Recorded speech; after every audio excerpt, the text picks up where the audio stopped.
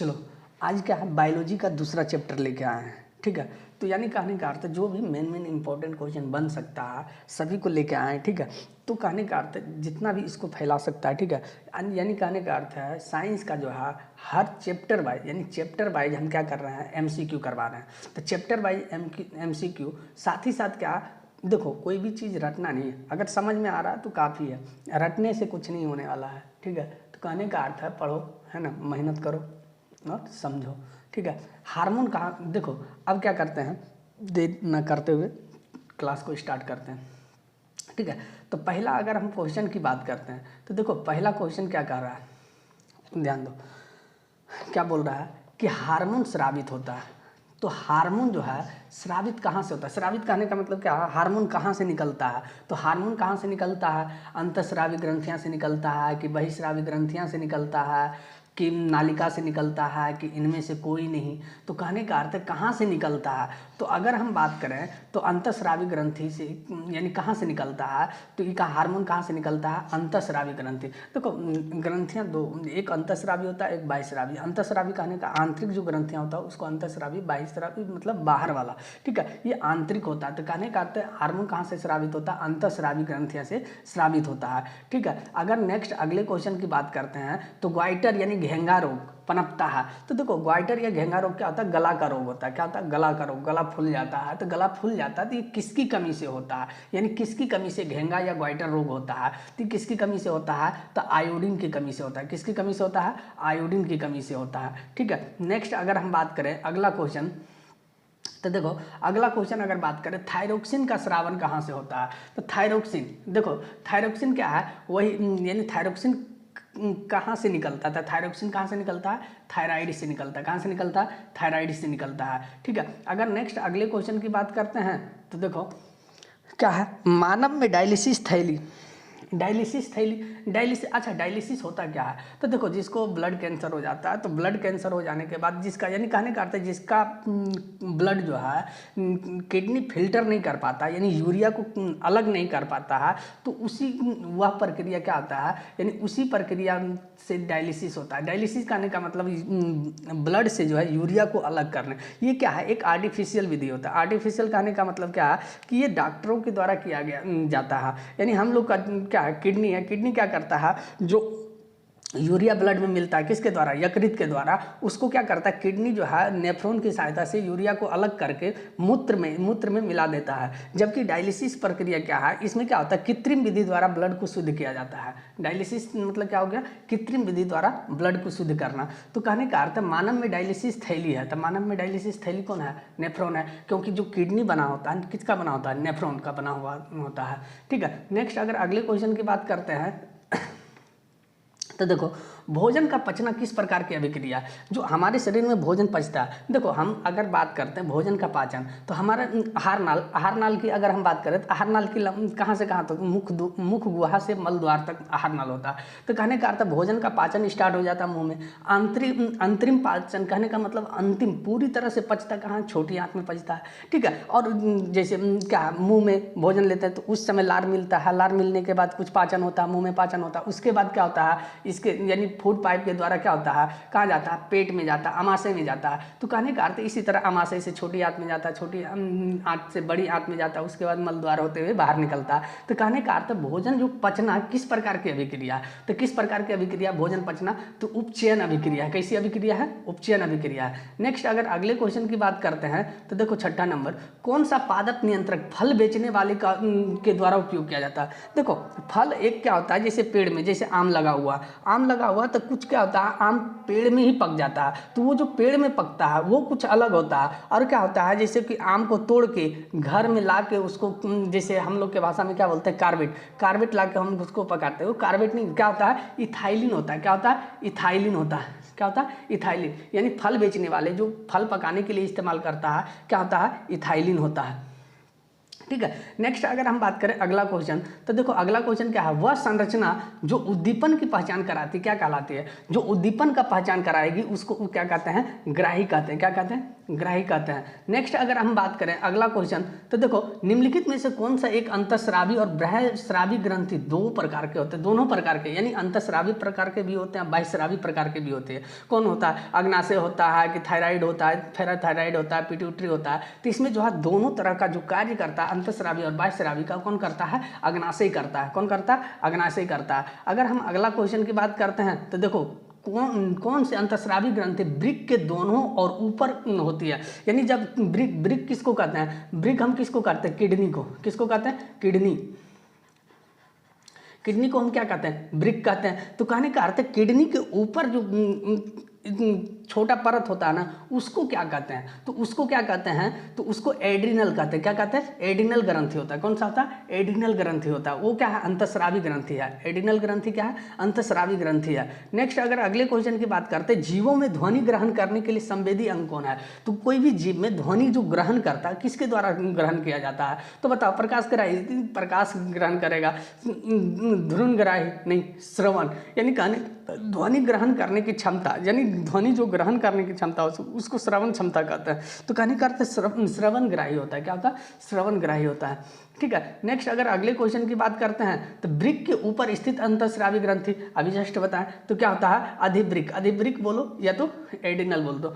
ठीक है। नेक्स्ट अगर अगले क्वेश्चन की बात करते हैं, तो देखो अधिकतर पादप नियंत्रक उत्पन्न होता है। तो जो अधिकतर पादप नियंत्रक, नियंत्रक मतलब क्या, रक्षा करने, तो कहने का अर्थ अधिकतर पादप नियंत्रक उत्पन्न होता है। कहाँ से होता है, तो कहने का अर्थ बढ़ते तने के अग्रभाग पर, यानी तना जो बढ़ता है उसका अगला भाग, बढ़ती जड़ के अग्रभाग, फ्लोएम के संवहनी नलियों पर। तो कहने का अर्थ बढ़ती तना के अग्रभाग पर होता है और बढ़ती जड़ के अग्रभाग पर, यानी जो बढ़ रहा है ना, तना बढ़ रहा है तो उसके अगला भाग पर होता है, और जड़ जो बढ़ रहा है उसके अगला भाग पर क्या होता है, पादप नियंत्रक उत्पन्न होता है, जिससे क्या होता है, क्षति नहीं होता है। क्योंकि अगर मान लिया जाए सिंपल सा, अगर पेड़ बढ़ रहा है, ऊपर बढ़ रहा है, तो उसका नियंत्रण करने के लिए अगर कोई नहीं रहेगा, तो क्या ऊपर कोई भी जैसे कीड़ा हो गया, मकोड़ा हो, उसको खा जाएगा। तो कहने का अर्थ उसको खा जाएगा तो ऊपर बढ़ पाएगा, नहीं बढ़ पाएगा। उसी तरह अगर जड़ की बात करते हैं, जड़ अगर नीचे फैल रहा है तो उसमें अगर कुछ क्या अटैक कर देगा, कीटाणु अटैक कर देगा, तो उसको रक्षा करने के लिए कोई नहीं होगा, तो बताओ नीचे बढ़ पाएगा, नहीं बढ़ पाएगा। तो कहने का अर्थ है बढ़ते तने के अग्रभाग पर और बढ़ती जड़ के अग्रभाग पर होता है।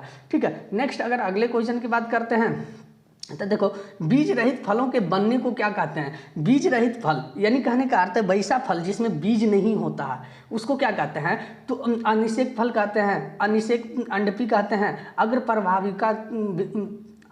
प्रभाविकता कहते हैं। तो इसको क्या कहते हैं, अग्र प्रभाविकता कहते हैं। ठीक है। नेक्स्ट अगर अगले क्वेश्चन की बात करते हैं, तो देखो निम्नलिखित में से कौन सा पादप हार्मोन है, तो देखो जितना भी ये हार्मोन ही है, क्या है, हार्मोन है, लेकिन क्या है, इंसुलिन, ये क्या है, मनुष्य के लिए हार्मोन है। थायरोक्सिन मनुष्य हार्मोन है। ठीक है। एस्ट्रोजन ये क्या है, मनुष्य के लिए है। साइटोकाइनिन ये किसके लिए है, पेड़ के लिए है। तो पेड़ के लिए, पादप मतलब क्या, पेड़ पौधा हो गया, तो पेड़ पौधा के लिए जो हार्मोन है क्या है, साइटोकाइनिन होता है। नेक्स्ट अगर अगले क्वेश्चन की बात करते हैं, तो देखो दो तंत्रिका कोशिका के मध्य खाली स्थान को क्या कहते हैं, दो तंत्रिका, जैसे मान लो कि ये तंत्रिका, तो इसके बीच जो खाली स्थान होगा तो इसको हम क्या कहेंगे, दो तंत्रिका कोशिका के मध्य खाली स्थान को क्या कहते हैं, तो इसको क्या कहते हैं, सिनेटिक दरार कहते हैं। किसको कहते हैं, साइनेप्स कहते हैं, सिनेप्स कहते हैं। क्या कहते हैं, सिनेप्स। ठीक है। इंग्लिश में सिनेप्स हो गया, ऐसे सिनेटिक दरार हो गया। ठीक है। नेक्स्ट अगर अगले क्वेश्चन की बात करते हैं, मस्तिष्क उत्तरदायी है, यानी जो हमारे मस्तिष्क है, मस्तिष्क क्या चीज़ के लिए उत्तरदायी है, सोचने के लिए, हृदय स्पंदन के लिए, शरीर को संतुलन बनाए रखने के लिए। तो क्या चीज़ के लिए, तो मस्तिष्क की अगर बात करें तो किसके लिए जरूरी है, तो सोचने, सिंपल सी बात है, मनुष्य सोचने के, मस्तिष्क किस सोचने का काम कौन करता है, मस्तिष्क करता है। हृदय स्पंदन जो करवाने में मदद करता है, कौन करता है, यही करता है, मस्तिष्क करता है। शरीर को संतुलन बना, अगर मान लिया जाए, जैसे देखो जो पागल हो जाता है उसका शरीर का कोई संतुलन होता है नहीं। अच्छा छोड़ो, पागल छोड़ दो, अगर कोई भी व्यक्ति अगर क्या शराब पी लेता है तो शराब पी लेता है, वो किसको अटैक करता है? मस्तिष्क को ही करता है। तो मस्तिष्क क्या करता है? मस्तिष्क का जो नर्वस सिस्टम होता है उसको क्या करता है? ब्लॉक कर देता है। जो ब्लॉक होता है तो कहने का अर्थ उसको क्या है? संतुलन, यानी शरीर में संतुलन। इसलिए देखता है जो शराब पीता है वो क्या होता है? कहीं नाली में गिरा है तो कहीं और गिरा है, रोड पर गिर रहा है, साइकिल चला रहा है, साइकिल से।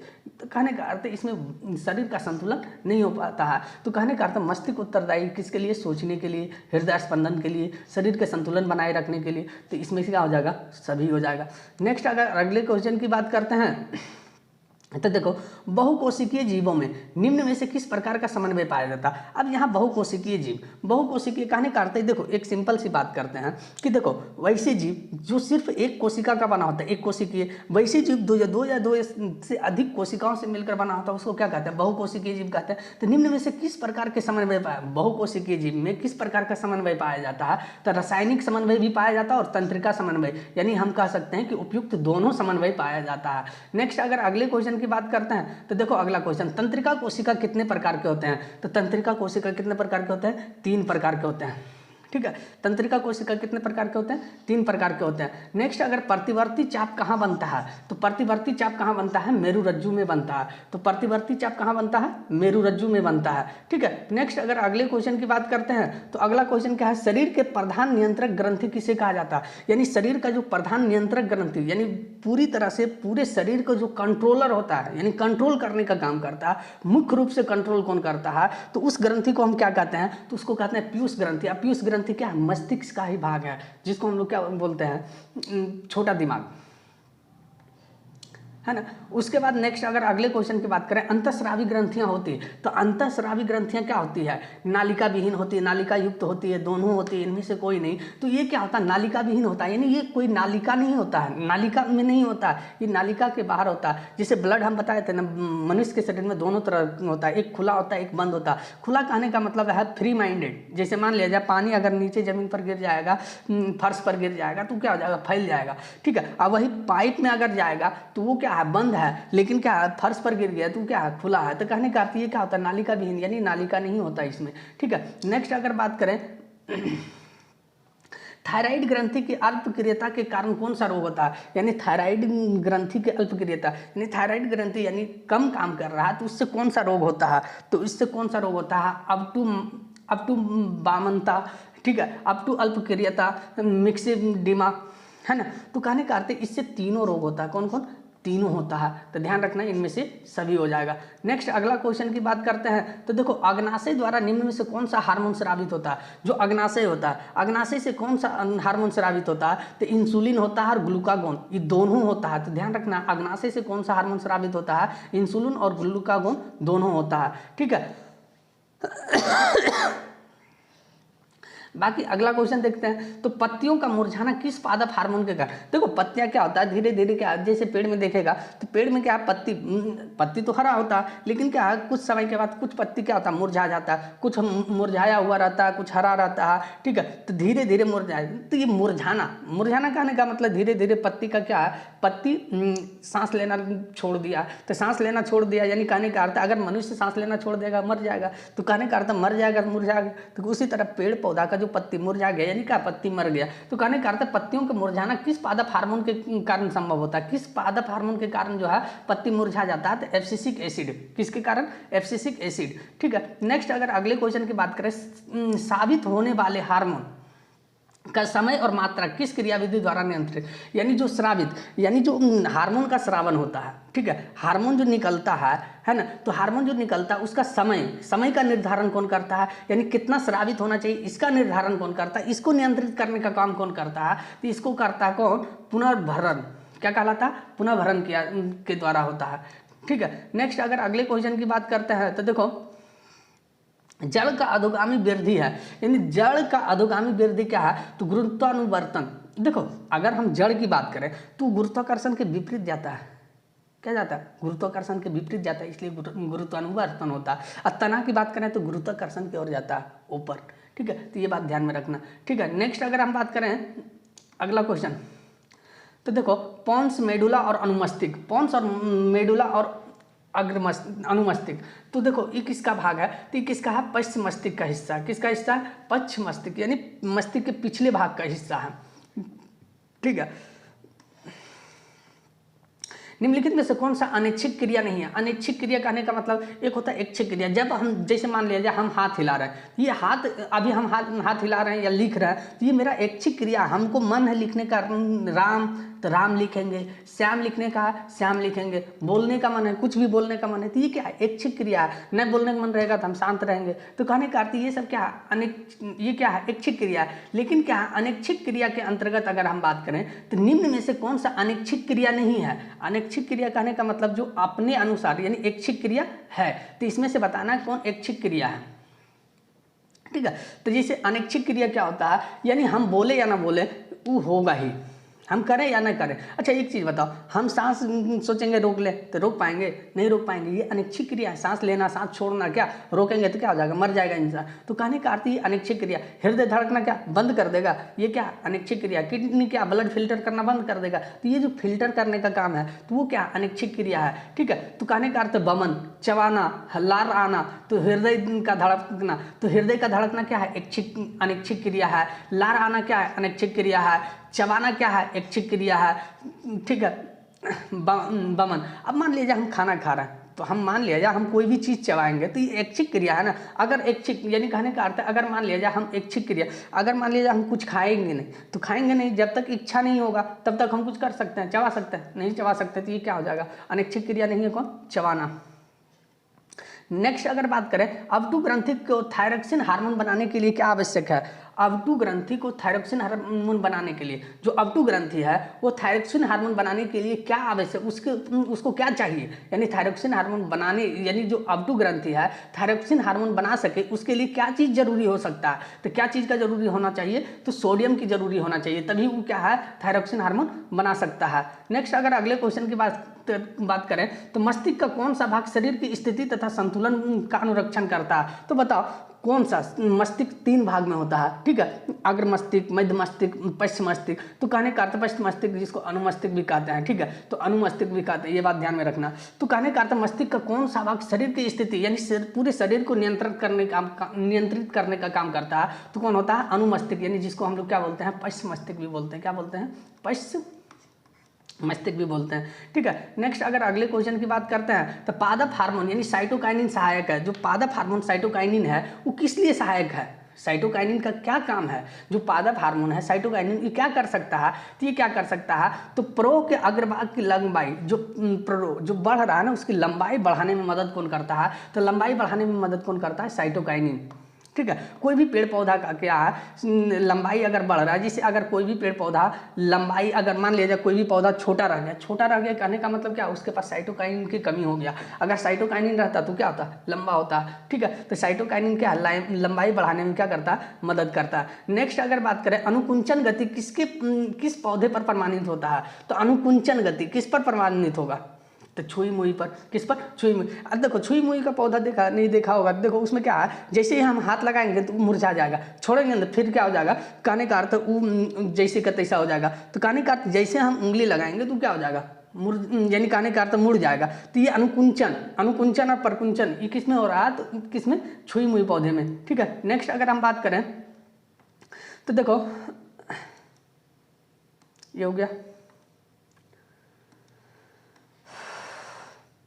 वृक्क किस तंत्र का भाग है? वृक्क यानी किडनी जो है किस तंत्र का भाग है? तो उत्सर्जन तंत्र है। किडनी क्या? उत्सर्जन तंत्र है, क्योंकि ये किडनी क्या करता है यानी हमारे ब्लड से यूरिया का निष्कर्षण का काम करता है, यानी उत्सर्जित करता है, यानी उसको अलग करने का काम करता है। इसलिए क्या? उत्सर्जन तंत्र के अंतर्गत आता है कौन? किडनी। ठीक है, नेक्स्ट अगर अगला क्वेश्चन करें तो इंसुलिन की कमी के कारण कौन सा रोग होता है? तो इंसुलिन की कमी के कारण कौन सा रोग होता है? मधुमेह रोग होता है। ठीक है, नेक्स्ट अगर अगला क्वेश्चन की बात करते हैं तो खोपड़ी के अग्र सिरे पर स्थित न्यूरॉन को शरीर के विभिन्न भागों से प्राप्त होता है। यानी अगर हम बात करें तो जो न्यूरॉन होता है, न्यूरॉन क्या है? अगर देखो सिंपल सी बात करते हैं, जैसे अगर मान लो एक एग्जांपल देते हैं, जैसे चलते चलते खाली पैर चल रहा, चलते चलते क्या हुआ? अचानक पैर में कांटा गड़ गया। तो कांटा गड़ता तो देखो गड़ने के साथ ही क्या होता है? पता चल जाता है, दिमाग को पता चल जाता है कि जो कांटा गड़ गया। ठीक है, तो ये जो पता चलता है, किसके माध्यम से पता चलता है? न्यूरॉन क्या? न्यूरॉन के माध्यम से पता चलता है। तो ये जो पता चलता है ना न्यूरॉन के माध्यम से, तो न्यूरॉन क्या करता है? संकेत भेजने का काम करता है। न्यूरॉन क्या करता है? संकेत भेजने का काम करता है। नहीं तो देखो कभी क्या होता है, या गाड़ी या ट्रेन में चल रहा है ना, अगर हाथ बाहर है तो हाथ अगर बाहर है तो देखो पॉल या खंभा आने वाला है, तो कहने का अर्थ उससे पहले क्या होता है, हाथ अंदर आ जाता है। रीजन क्या है? ये संकेत देता है, संकेत से पता चल जाता है कि संकेत किसको भेजता है। अगर मान लीजिए हाथ में थोड़ा डर गया, यानी कहने का अर्थ है थोड़ा कुछ भी हो गया, तो कहने का अर्थ तुरंत मस्तिष्क को पता चल जाता है। तो इसकी ये जो है यही क्रिया क्या कहलाता है? संकेत के माध्यम से पहुंचता है। ठीक है, नेक्स्ट अगर हम अगला क्वेश्चन की बात करते हैं 36 नंबर, तो अवटू ग्रंथि को थायरॉइड बनाने के लिए किस चीज़ का जरूरत होता है? तो ये आयोडीन की जरूरत होती है। ठीक है, अब देखो अगला क्वेश्चन की अगर हम बात करें,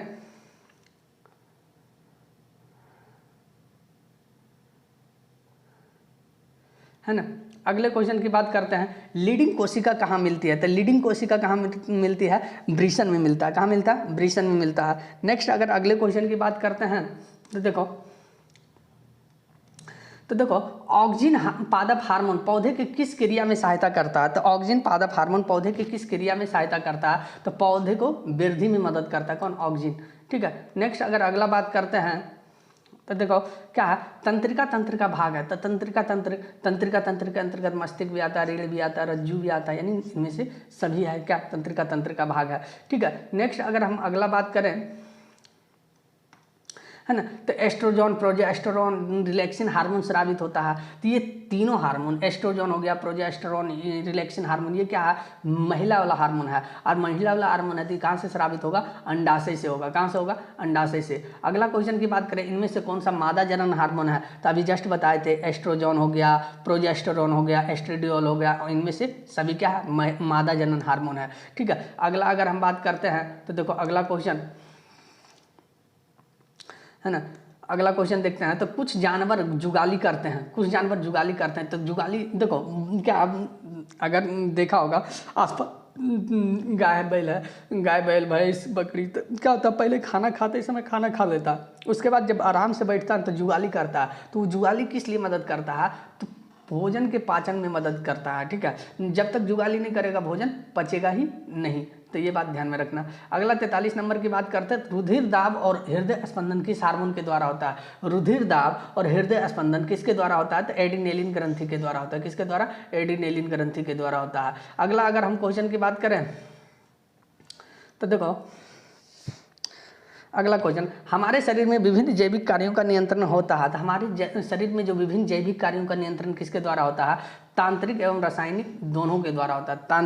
तंत्रिका के द्वारा भी होता है और रसायनों के द्वारा भी होता है। नेक्स्ट अगर अगले क्वेश्चन की बात करें, एब्सिसिक एसिड किस तरह का रसायन है? तो जो एब्सिसिक एसिड है किस तरह का रसायन है? तो वृद्धि रोधक है। वृद्धि रोधक कहने का मतलब क्या है? वृद्धि को, अब देखो पेड़ पौधा क्या, अगर मान लिया जाए उसमें साइटोकाइनिन प्रभावित, ऑक्सीजन प्रभावित हो रहा है, तो वो क्या बढ़ते जाएगा। अगर बढ़ते जाएगा, अगर मान लो कोई आम का पेड़ है, अगर उसमें मान लिया जाए एब्सिसिक एसिड नहीं नहीं निकला, तो क्या हो जाएगा? बढ़ते जाएगा। अब बताओ पेड़ बहुत ज़्यादा लंबा हो जाए, आम तोड़ने कौन जाएगा? कोई जाएगा? नहीं जाएगा। तो सिंपल सी बात, उसको रोकने के लिए एक हाइट पर क्या रोकने के लिए कौन सा हार्मोन चाहिए? एब्सिसिक एसिड होता है। ठीक है, नेक्स्ट अगर अगला क्वेश्चन की बात करते हैं तो देखो अगला क्वेश्चन, बीज रहित पौधे के उत्पादन में कौन सहायक होता है? तो बीज रहित पौधे के उत्पादन में कौन? ऑक्सीजन और जिबरेलिन दोनों होता है। ठीक है, नेक्स्ट अगर अगले क्वेश्चन की बात करते हैं तो देखो इनमें से कौन फल पकाने के लिए इस्तेमाल किया जाता है?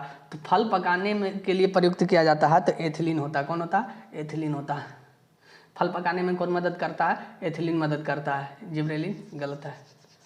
ठीक है, चलो और आज की क्लास यहीं समाप्त करते हैं। ठीक है, जय हिंद। और वीडियो को लाइक शेयर सब्सक्राइब करो। ठीक है, और दोस्तों के साथ शेयर करें। जय हिंद।